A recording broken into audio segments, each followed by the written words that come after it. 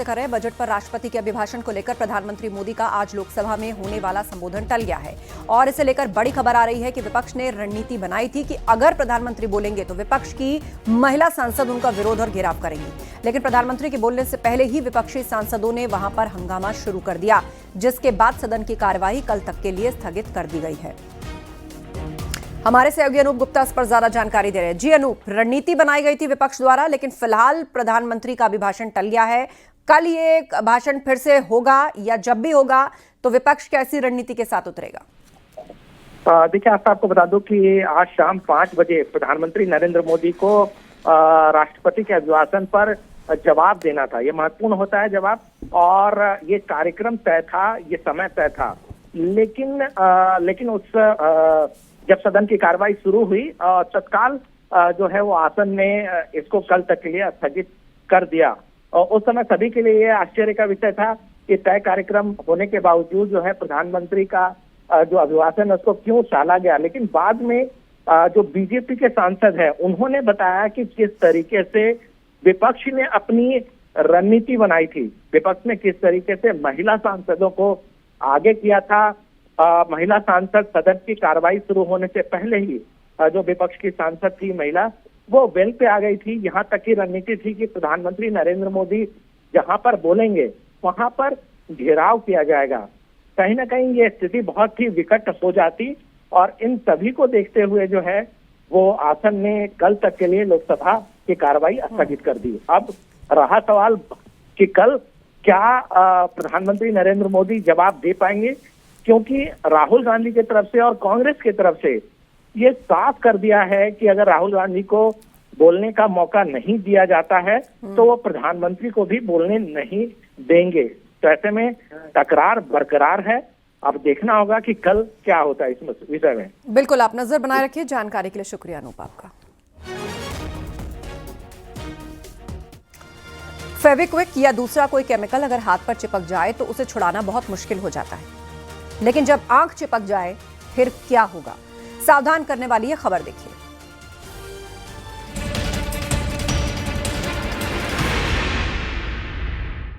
नौ साल के बच्चे के साथ हादसा।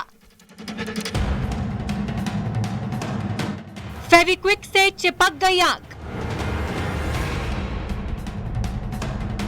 राजस्थान के बांसवाड़ा में स्कूल परिसर के अंदर की यह घटना है।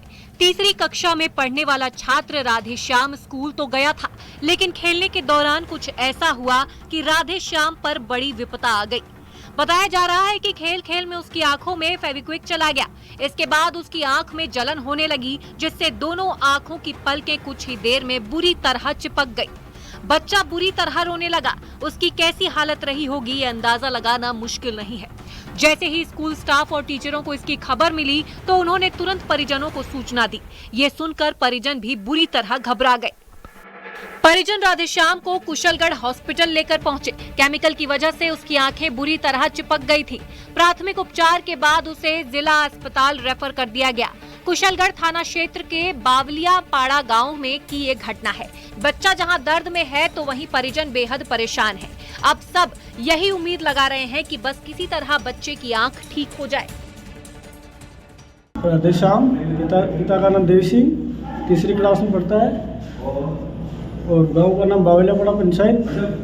और विद्यालय में बच्चे खेल रहे थे, फेविकॉल अंदर चला गया। फेविक्विक चला गया। बच्चे को अस्पताल में भर्ती कराया गया है, जहां डॉक्टर उसकी स्थिति पर लगातार नजर बनाए हुए हैं। Bureau report, news 18, Uttar Pradesh, Uttarakhand.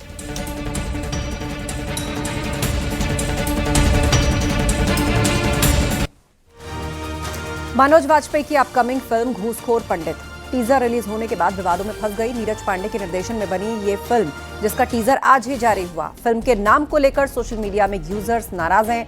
लोगों का कहना है जानबूझकर ब्राह्मणों को टारगेट किया जा रहा है। रिलीज से पहले ही इसके बहिष्कार की मांग होने लगी है और फिल्म का नाम लोगों को पसंद नहीं आ रहा है। इसे जातिवाद बताते हुए निर्माताओं पर आरोप लग रहा है कि फिल्म के जरिए खास समुदाय को नीचा दिखाने की कोशिश की जा रही है।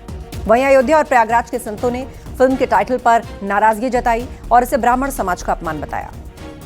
संतों ने कहा, बॉलीवुड जानबूझकर हिंदुओं और खास तौर पर ब्राह्मणों को निशाना बनाता है। ये बताइए, घूसखोर पंडित ही होता है, घूसखोर मुस्लिम क्यों नहीं हो सकता? घूसखोर और अन्य वर्ग के लोग नहीं हो सकते? ये बॉलीवुड का जो एक दोहरा रवैया है, दोहरा चरित्र है, एक खास धर्म को टारगेट करने के लिए ऐसी फिल्म बना के और सबको बांटने का कार्य करती है। ऐसे फिल्म का बहिष्कार हो और जिसने बनाया है उसके ऊपर मुकदमा दर्ज। अगर ऐसी फिल्में जो है फिल्म इंडस्ट्रीज में बनाई जाएंगी तो हमेशा जो है हमारा समाज बढ़ता रहेगा और हमारे समाज में एक दूसरे के प्रति घृणात्मक कार्रवाई होती रहेगी। इसलिए अगर जब घूसखोर पंडित फिल्म बनाई जा सकती है तो घूसखोर मुस्लिम, घूसखोर जो है अन्य जो है क्यों नहीं बनाई जा सकती है। मनोज वाजपेयी को सर माना चाहिए, क्योंकि मनोज वाजपेयी भी एक ब्राह्मण ही हैं और इस तरह से वो पंडित को घूसखोर साबित करना चाहते हैं। टाइटल क्या, उनको और कोई टाइटल नहीं मिला और कोई घूसखोर समाज में नहीं है, उसके लिए ऐसा नहीं बना सकते हैं पंडितों, क्योंकि एक वैश्विक स्तर का षड्यंत्र चल रहा है। ब्राह्मणों को टारगेट किया जा रहा है कि ब्राह्मण जो हैं समाज में सबसे ज़्यादा समाज का शोषण करते हैं, ब्राह्मणों को बाइकाट किया जाए। रूप से मनोज वाजपेयी के द्वारा घूसखोर पंडित का जो फिल्म का लॉन्च करने का जो काम किया जा रहा है दुर्भाग्यपूर्ण है। मैं पूछना चाहता हूं, क्या अन्य पंथ, मजहब, धर्म के लोगों को आप उसके नाम पर क्यों नहीं फिल्म बनाने का काम करते हो? आप क्या हिंदू सनातनियों को सहिष्णु समझ करके सनातनियों को टारगेट करने का काम करते हो? समाज में एक विध्वंसक जो है संदेश देने का काम करते हो, भ्रामक संदेश देने का काम करते हो। यह दुर्भाग्यपूर्ण है। ऐसी कुकृत मानसिकता के लोगों के ऊपर जो है NSA के तहत मुकदमा पंजीकृत करके जेल भेजा जाए। ब्राह्मण ही जो सीधा पाए हैं, अब खुद ब्राह्मण, उनका बुद्धि भ्रष्ट हो चुका है। भगवान उनको सद्बुद्धि दे कि पंडित घूसखोर और हर जात में, हर बिरादर में घूसखोर है और किसी के ऊपर पिक्चर बनाए तो उनकी औकात अभी मालूम चल जाएगी। अब मैं तो यही कहता हूँ कि इसका घोर विरोध, निंदा करता हूँ। बीजेपी ने भी घूसखोर पंडित फिल्म के टाइटल पर विरोध जताया। बीजेपी प्रवक्ता अवनीश त्यागी ने कहा कि जिम्मेदार लोगों को बेवजह के विवाद से बचना चाहिए, किसी की भावनाएं आहत हो ऐसा काम ही नहीं करना चाहिए। घूसखोर पंडित के खिलाफ दिल्ली हाईकोर्ट में याचिका भी डाली गई। ने जो नाम रखा है फिल्म का, ये बेहद आपत्तिजनक है और इस पर जो आपत्तियाँ हो रही हैं कोई गलत नहीं, क्योंकि इससे एक वर्ग विशेष की भावनाएं आहत होती हैं। तो आहत होने वाली भावनाओं को जिम्मेदार लोगों से बचना चाहिए। जिम्मेदार लोगों को ऐसी गलतियाँ नहीं करनी चाहिए जिससे समाज में द्वेष पैदा हो, घृणा पैदा हो या एक वर्ग विशेष की आहत हो भावनाएं।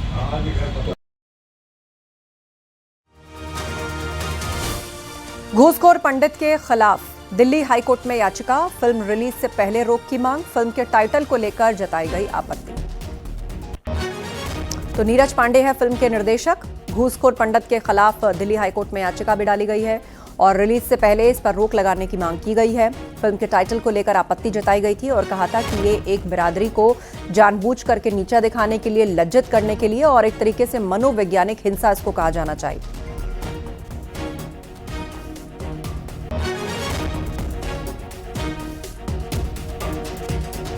ब्राह्मण कम्युनिटी के लिए आपत्तिजनक शब्दों का प्रयोग करके दिखाया गया है। जी हां, पंडित से पहले एक बहुत ही आपत्तिजनक शब्द का प्रयोग किया गया जो कि किसी प्रकार से सहन योग्य नहीं है। इसी को लेकर एक याचिका मैंने आज दिल्ली हाईकोर्ट में दायर की है, जिसमें मैंने ये मांग की है कि इस मूवी के रिलीज को रोका जाए, इसके नाम को ठीक किया जाए और इसको रिलीज तब तक ना किया जाए जब तक कि इसका कंटेंट क्या है इसको साफ ना किया जाए। राजस्थान के अलवर से एक दिल दहला देने वाली घटना सामने आई, जहां टॉफी समझकर विस्फोटक चबाने से 3 साल की मासूम बच्ची गंभीर रूप से घायल हो गई। ये रिपोर्ट देखिए।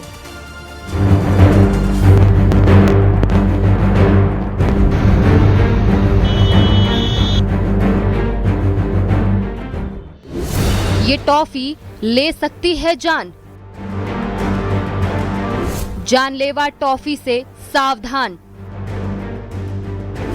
टॉफी चबाते ही हुआ विस्फोट। जिस टॉफी को बच्चे बड़े चाव से खाते हैं, क्या वो ही टॉफी जानलेवा हो सकती है? क्या टॉफी जैसी किसी खाने की चीज में विस्फोट हो सकता है? और उससे भी बड़ा सवाल, टॉफी में बारूद कहां से आया? अगर आप भी यूं ही किसी दुकान से जाकर कोई टॉफी खरीद कर खा लेते हैं तो आपको बेहद सावधान हो जाने की जरूरत है। अलवर जिले के चौकीबास गांव में दिल दहला देने वाली घटना सामने आई है, जहां 3 साल की मासूम बच्ची ने टॉफी समझकर विस्फोटक चबा लिया।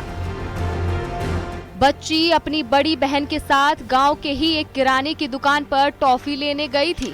आरोप है कि दुकानदार सुदील ने टॉफी की जगह बारूद से भरी पटाखे नुमा टॉफी बच्ची को थमा दी। जैसे ही बच्ची ने उसे मुंह में डालकर चबाया, जोरदार विस्फोट हो गया। विस्फोट इतना तेज था कि बच्ची का जबड़ा और गाल बुरी तरह फट गया और बच्ची खून से लथपथ होकर वहीं गिर पड़ी। परिजन उसे तत्काल एक निजी अस्पताल लेकर पहुंचे, जहां डॉक्टरों ने उसका ऑपरेशन किया। डॉक्टरों के मुताबिक ऑपरेशन सफल रहा है और फिलहाल बच्ची खतरे से बाहर है। मेरी बेटी है आना, उसके साथ में गई थी। वो 6 से 7 साल की है और अक्सू को लेके गई थी साथ में। अक्सू साक्षी की भी लड़की है, मेरी छोटी बहन की बेटी। उसको बच्चों ने तो चॉकलेट मांगी थी तो उसने बॉम्ब दे दिया, और चॉकलेट बॉम्ब आता है जो फोड़ने वाला, उसको पकड़ा दिया हाथ में। बच्ची को जब तक वो मेरी बेटी खुशाने के लिए लगी तब तक वो बच्ची मुंह में चबा गई उसको। जैसे ही ब्लास्ट हुआ तो मेरी बेटी के हाथ में कांच की बोतल थी, पेप्सी की, वो उसके हाथ से छूट गई। और उन लोगों ने फिर जैसे उसकी काले की सुधील उर्फ काला उसकी बहन ही लेके आई थी, हमें तो पता भी नहीं था, हम तो घर के अंदर थे सब लोग।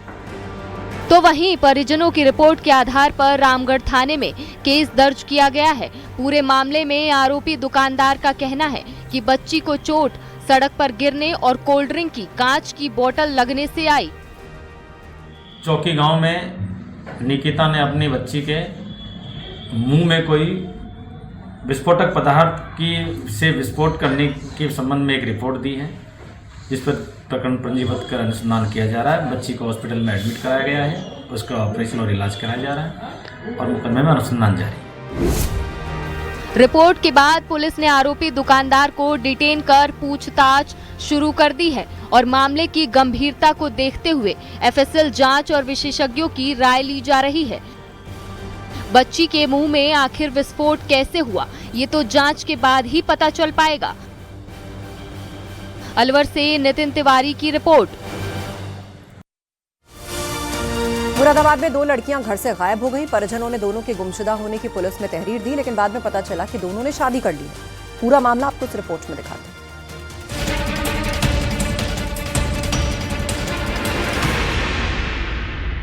प्यार जो न रिश्तों का मोहताज होता है न समाज की सीमाओं का। मुरादाबाद के भगतपुर थाना क्षेत्र की रहने वाली एक लड़की की रामपुर की रहने वाली दूसरी लड़की से दोस्ती हुई। धीरे धीरे दोनों में प्यार भी हो गया। 7 सालों से दोनों का प्रेम प्रसंग चल रहा था। दोनों इस रिश्ते को एक नाम देना चाहते थे, लेकिन समाज इजाजत नहीं दे रहा था। संतोष और राखी नाम की इन 2 लड़कियों ने आपस में शादी करने का फैसला कर लिया। दोनों अपने घर से अचानक गायब हो गई। इसके बाद परिजनों ने काफी खोजबीन की, लेकिन पता नहीं लगा। लेकिन इस मोहब्बत की राह इतनी आसान नहीं थी। दोनों के परिजन थाने पहुंच गए, दोनों के गायब होने की तहरीर दी। बताया गया कि दोनों ने 31 जनवरी को मंदिर में शादी कर ली और उसके बाद खुद ही पुलिस थाने चली आई। पुलिस दोनों को देखकर पहले दंग रह गई। दोनों ने परिजनों से अपनी सुरक्षा की गुहार लगाई। हालांकि देश में समलैंगिक शादी मान्य नहीं है। संतोष और राखी का कहना है कि वो दोनों बालिग हैं और अपनी मर्जी से फैसला ले रही हैं, लेकिन उनके परिजन इस रिश्ते को स्वीकार नहीं कर रहे हैं। मजिस्ट्रेट के सामने दोनों के बयान दर्ज कराए गए। शादी अपनी मर्जी से? हाँ, अपनी मर्जी से। कौन है वो जिससे शादी की है आपने? किससे शादी की है, नाम क्या? लड़की है वो, संतोष नाम है। तो आपने पुलिस से शिकायत की थी ना कि परिवार से कोई खतरा है या कुछ ऐसा? क्या मांग की थी पुलिस से? पुलिस से कोई मांग की थी आपने? हाँ, सेफ्टी के लिए मांग की थी। घर नहीं जाना चाहते? ना, घर नहीं जाना चाहते। फिलहाल ये मामला पूरे इलाके में चर्चा का केंद्र बना हुआ है। वहीं पुलिस जांच पड़ताल कर रही है। Bureau report, news 18, UP, Uttarakhand.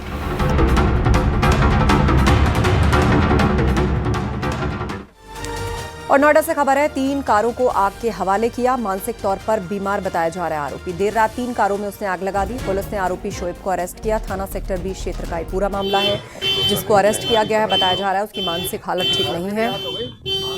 उसने 3 गाड़ियों में आग लगा दी। देर रात की घटना है, तीनों गाड़ियों में आग लग गई। पुलिस ने आरोपी शोएब को अरेस्ट कर लिया। हालांकि कहा जा रहा है उसकी मानसिक स्थिति ठीक नहीं है। नोएडा के थाना सेक्टर 20 की घटना।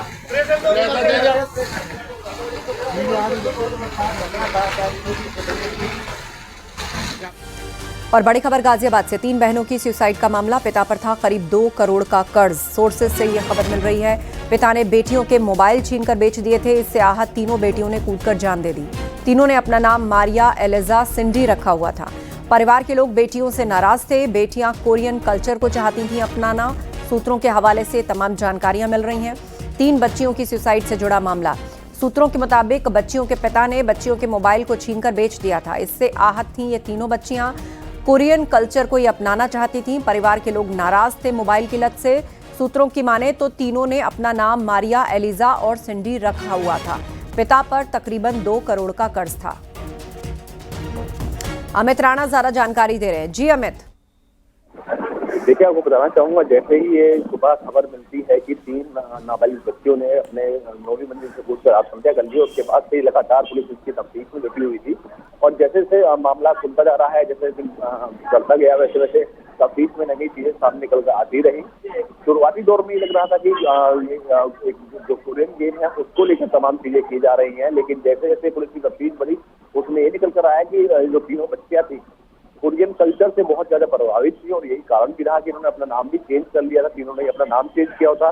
इतना ही जो सबसे बड़ी इनकी बहन थी इशिका, जिसकी मौत हो चुकी है, इशिका अपने दोनों ही छोटी बहनों से अपने आप को मास्टर्स कहलवाती थी, बॉस कहलवाती थी, और दोनों छोटी बहनों को अपना सब कोऑर्डिनेट बताती थी। और आपको बताना चाहेंगे कि ये भी सामने आया है कि जैसे कि इनके फादर शेयर मार्केट का काम किया करते थे, तकरीबन 2 करोड़ रुपए के कर्जे में थे। हालांकि पुलिस तफ्तीश अभी जारी है। पुलिस सूत्रों के अनुसार ये तमाम चीजें सामने आई हैं। पुलिस का कोई आधिकारिक बयान इसमें नहीं आया है, लेकिन जैसे जैसे तफ्तीश बढ़ती जा रही है इसमें इस मामले में नए नए खुलासे होते जा रहे हैं। जानकारी के लिए शुक्रिया। आप नजर बनाए रखिए।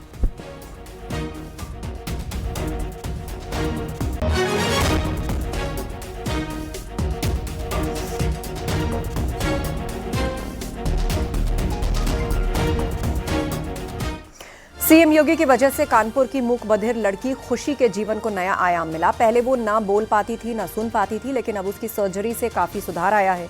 खुशी ने सीएम योगी को थैंक यू कहा है।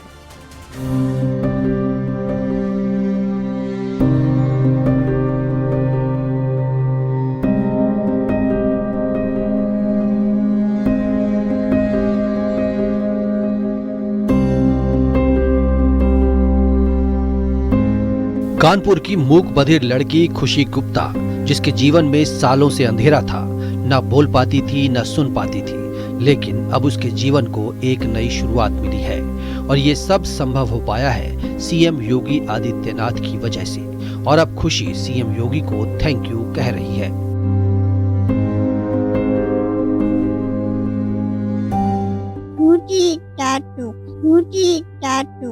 सीएम योगी को खुशी की परेशानी का पता चला। फिर क्या था, उन्होंने जो वादा खुशी से किया था वो निभाया। खुशी का कॉन्क्लियर इम्प्लांट ऑपरेशन सफलतापूर्वक किया गया। सर्जरी के बाद खुशी की सुनने की क्षमता में सुधार आया है और अब वो बोलने की कोशिश भी करती है, जो पहले नहीं हो पाता था। पिछले साल नवंबर में खुशी अपने घर कानपुर से लखनऊ करीब 90 किलोमीटर का सफर पैदल तय करके मुख्यमंत्री योगी आदित्यनाथ से मिलने पहुंची थी। सीएम योगी उससे मिले। इस दौरान खुशी ने पीएम मोदी और सीएम योगी की खुद बनाई पेंटिंग और स्केच उन्हें भेंट किए थे। सीएम ने उसकी स्थिति को देखते हुए इलाज की जिम्मेदारी लेने का भरोसा दिलाया था। उसकी जिंदगी में 19वें साल ऐसा बदलाव आया कि उसका परिवार आज सरकार का धन्यवाद दे रहा है। मेरे ठीक सामने आप देख सकते हैं कि एक बेटी है जो हाथ में एक पोस्टर लिए है जिसमें योगी आदित्यनाथ का स्केच बनाया है, और इस लड़की ने अपना स्केच बनाया जिसके सर पर योगी ने हाथ रखा है, मुख्यमंत्री ने, और ये वो लड़की है। क्या कहना चाहोगी बेटा आप?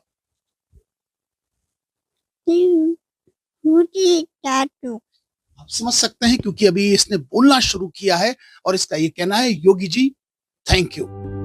खुशी ने सीएम योगी की कई पेंटिंग्स बनाई हैं। खुशी और उसका परिवार सीएम को धन्यवाद देते नहीं थक रहा।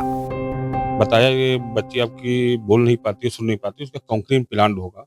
तो योगी जी ने जो है हमको यहाँ पे योगी जी से मिलकर मैं कानपुर आए। कानपुर आने के बाद मैं मनोस्ता अस्पताल में हमको भेजा गया विकलांग अधिकारियों से। तो इसका जो है इलाज चालू हो गया है और पूरी दवाइयाँ और पूरा हर चीज़ जो है वो योगी जी की तरफ से और मनोस्ता अस्पताल की तरफ से सब हमको फ्री मिल रहा है। खुशी की सर्जरी कानपुर में ही हुई। डॉक्टरों के मुताबिक आने वाले समय में नियमित स्पीच थेरेपी और विशेष ट्रेनिंग से उसकी बोलने और समझने की क्षमता में और ज्यादा सुधार होने की उम्मीद है। कानपुर से अमित गंजू के साथ bureau report, news 18 UP Uttarakhand.